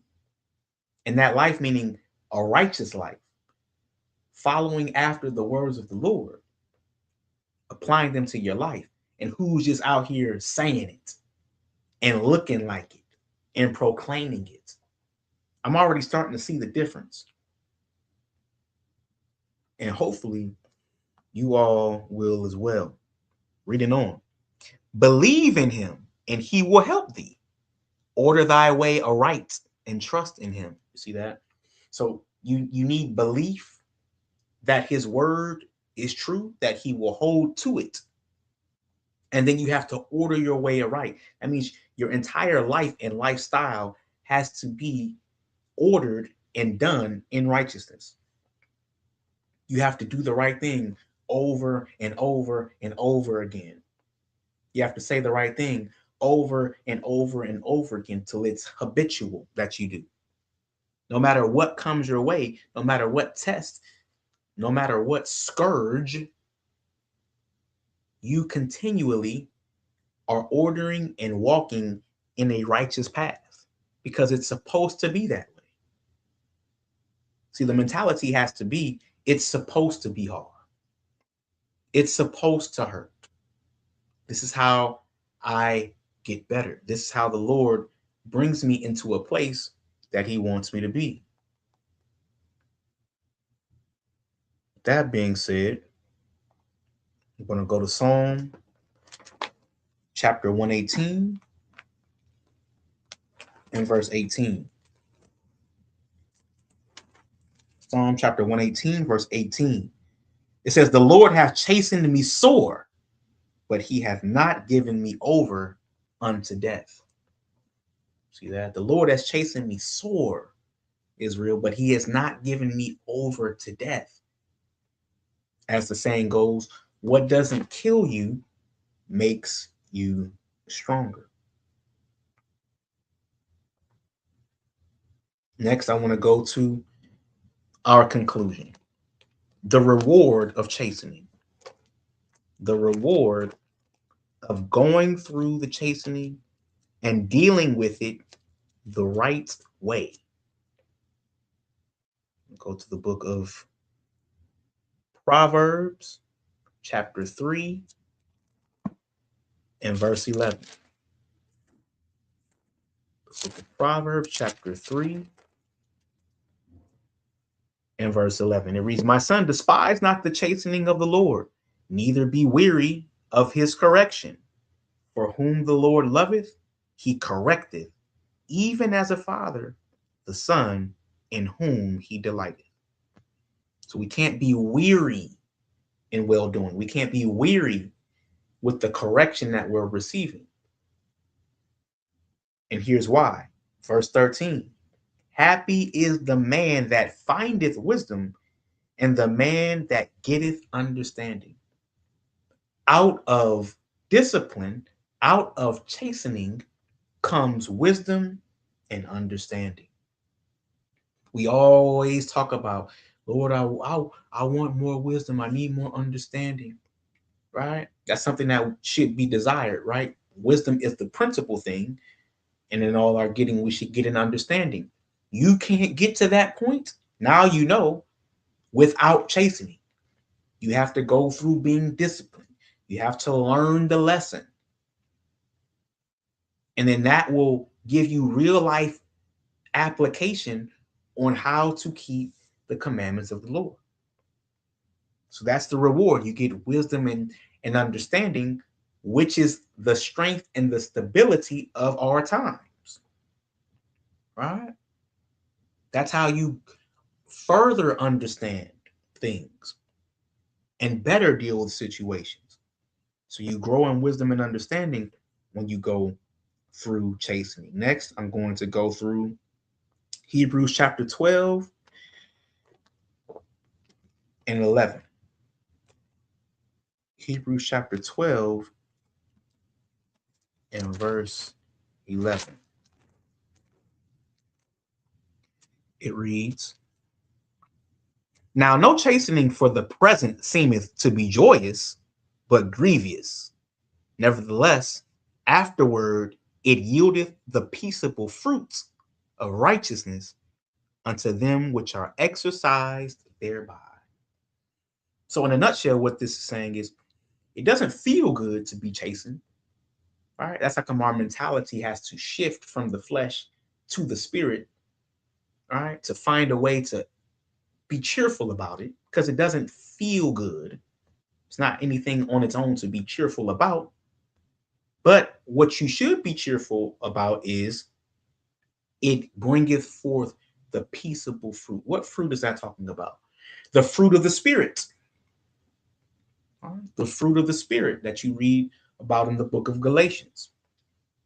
Chastening brings forth the fruit of the spirit. Insert bomb. All right. You have to go through this to get the love, joy, peace, patience, kindness, goodness, meekness, self-control. How do you think that that is brought about? It's brought about through the things that you suffer. Okay? It's all working together for your good. Now you understand that term a little bit better. All right. Hebrews chapter 5 and verse 8. Hebrews chapter 5 and verse 8. It reads, "Though he were a son, yet learned he obedience by the things which he suffered. And being made perfect, he became the author of eternal salvation unto all them that obey him." So ultimately, the chastening of the Lord brings about perfection. The perfection that is required to us by law. Deuteronomy, the 18th chapter. Out of the words or the mouth of Christ, I believe in Matthew 5, it says, "Be ye perfect." Perfection comes through chastening. You cannot be perfected unless you go through the chastening. And with that, I want to give all praise, honor, and glory to the Most High God. I appreciate everybody who has listened, shared the room. Hopefully, you all were edified. Again, please continue to do so. Like, share, subscribe to the YouTube channel. I want to now, we have Brother Chris on stage, Sister Demi on stage. If you guys would like to have any final words or thoughts, please do so. Check the comment section. Check. Wow. Appreciate Sister Debs for describing. Praises. On YouTube, we appreciate you as well. Like, share, subscribe, donate if you would like. All praises to the Most High. Shalom.